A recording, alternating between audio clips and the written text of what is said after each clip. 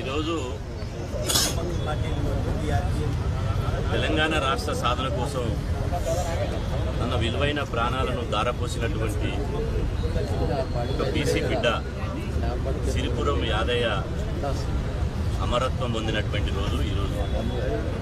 ఆ సిరిపురం యాదయ్య గారికి మా బీసీ సమాజం నుంచి జువార్లు అర్పిస్తూ ఈ రోజున అమరవీరుల స్థూపం దగ్గర బీసీ సప్లాన్కు చట్టబద్ధత కల్పించాలనే డిమాండ్ తోటి ఇలా బీసీ సప్లాన్ సాధన కమిటీ ఆధ్వర్యంలో మా గౌరవ ఎమ్మెల్సీ బీసీ ఉద్యమకారుడు తీన్మార్ మల్లన్న గారు, ఎర్ర సత్యనారాయణ గారు, బుజ్జ కృష్ణ గారు, హరిశంకర్ గారు, జానయ్య యాదవ్ గారు, వెంకటేశ్వర శ్రీనివాస్ ముదిరాజ్ గారు అందరం కలిసి ఈరోజు అమరవీరుల స్థూపం దగ్గర నిరసన వ్యక్తం చేయడం జరుగుతుంది.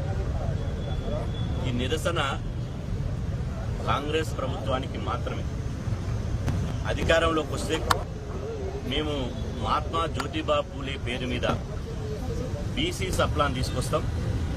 ఆ బీసీ సప్లాన్కు చట్టబద్ధత కల్పిస్తాము, అసెంబ్లీలో బిల్లు పెట్టి అని చెప్పి కామారెడ్డి బీసీ డిక్లరేషన్లో స్పష్టంగా ప్రకటించింది.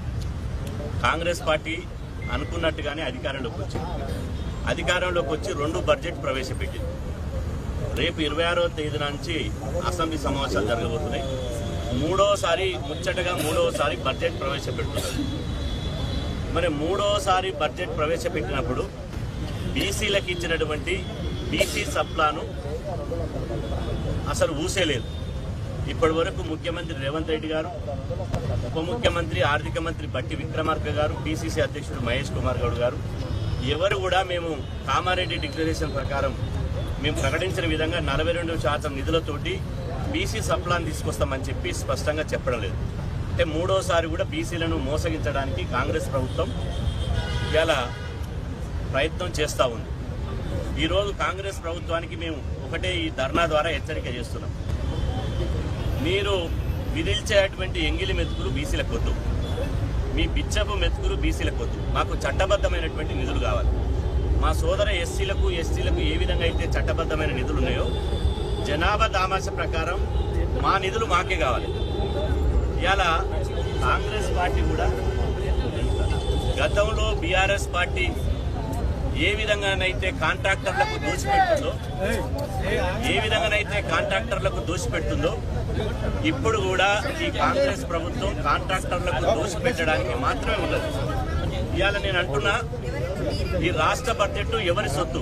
మేము పన్నులు కడితేనే రాష్ట్ర బడ్జెట్ అయింది. మరి ఈ రాష్ట్ర బడ్జెట్ మీద మీరు కూర్చొని బీసీలకు ఎందుకు ఇవ్వడం లేదు?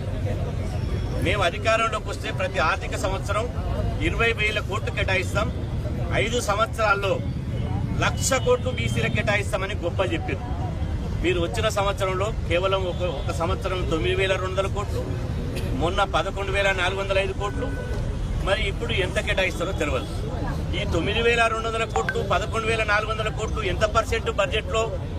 3 లక్షల పై చిలుకున్నటువంటి రాష్ట్ర బడ్జెట్లో 9,000 కోట్లు 11,000 కోట్లు చూస్తే కేవలం 3% మాత్రమే నిధులు కేటాయించారు. అంటే సిగ్గు లజ్జ ఉందా ప్రభుత్వానికి మేము అడుగుతున్నాం. 60% జనాభా ఉన్నోనికి 3% నిధులు కేటాయిస్తే బీసీలు అట్లా అభివృద్ధి చెందుతారు. ఒకటి. రెండోది, మీరు కేటాయించినటువంటి నిధుల్లో 11,405 కోట్లలో కేటాయిస్తే మీరు ఖర్చు చేసింది 3,200 కోట్లు 300 కోట్లు ఖర్చు చేసింది. మీరు ఖర్చు చేసింది కూడా సగంలో సగం కూడా ఖర్చు చేయలే. ఇవాళ పేరు గొప్ప ఊరు దిబ్బన్నట్టు నిధులు కేటాయించకుండా అన్యాయం చేశారు. కేటాయించిన నిధులు ఖర్చు చేయకుండా చేశారు. బీసీలకు స్వయం ఉపాధి హామీ పథకాలు లేవు. అదేవిధంగా పిల్లలకు స్కాలర్షిప్లు లేవు, ఫీజు రియంబర్స్మెంట్ లేవు. అదేవిధంగా చట్టబద్ధమైనటువంటి నిధులు లేవు. ఎంతసేపు కాంగ్రెస్ ప్రభుత్వం టీఆర్ఎస్ ప్రభుత్వం ఎట్లా మోసం చేసిందో అట్లా మోసం చేయాలని చూస్తుంది ఈ బిడ్డ. ఈ గన్ పార్క్ సాక్షిగా హెచ్చరిస్తున్నాం.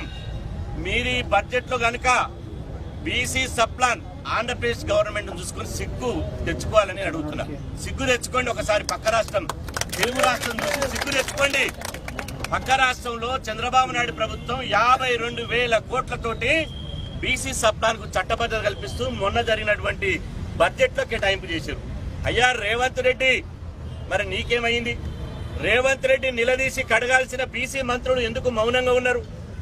బీసీ జాతి వల్ల, బీసీల వల్ల బీసీ కార్డు ఉపయోగించే కదా మీకు మంత్రి పదవులు వచ్చింది. అందుకనే సప్లాన్ తెస్తారా, బీసీ మంత్రులు రాజీనామా చేస్తారా తేల్చుకోవాలి. మీరు సప్లాన్ తెస్తేనే రాష్ట్రంలో సవ్యంగా తిరుగుతారు. ఇవాళ శాంతియుతంగా ప్రజాస్వామ్యబద్ధంగా ఇవాళ ఇక్కడ ధర్నా చేస్తున్నాం. మా మల్లన్న చెప్పిండు, అన్న ఏదో ఒకటి తాడో పేడ తెలుసుకుందామని. కాబట్టి మేము అంటున్నాం, ఇది ఒక హెచ్చరిక మాత్రమే. ఈ రోజు జరిగేటువంటి ధర్నా మీకు హెచ్చరిక మాత్రమే. ఇక మీరు కనుక సప్లాన్ లేకపోతే ఖచ్చితంగా వచ్చే ప్రోగ్రామ్ అది చెలో అసెంబ్లీ ఉంటుంది. ఎందుకంటే మేము చెప్పి చేస్తాం, బరాబర్ చెప్పి చేస్తాం.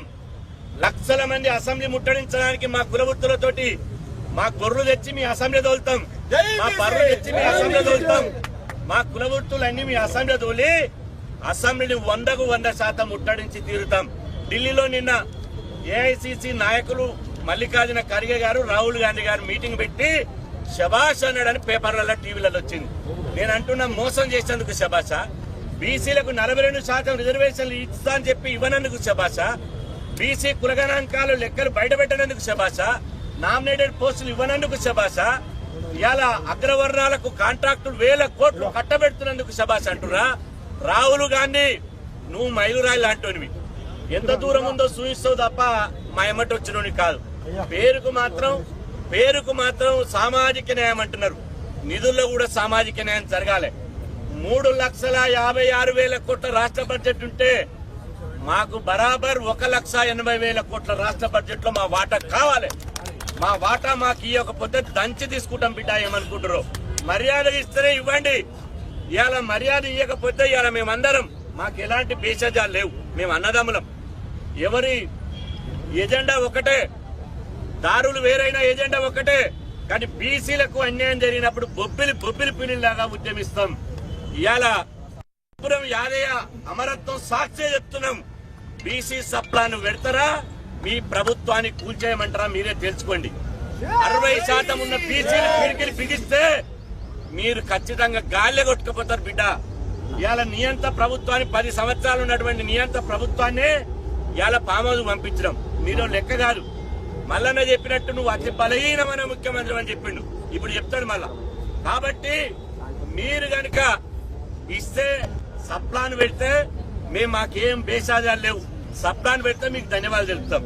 సప్లాన్ పెట్టకపోతే అసెంబ్లీ ముట్టడించి, మంత్రుల ఇళ్లు ముట్టడించి, మంత్రులు ముఖ్యమంత్రి పర్యటనలు అడ్డుకొని ఈ ఉద్యమాన్ని ఈ రోజు హైదరాబాద్ లో అమరవీరుల సాక్షిగా కొనసాగుతున్నటువంటి ఉద్యమాన్ని పల్లెలకు కూడా తీసుకుపోతాం.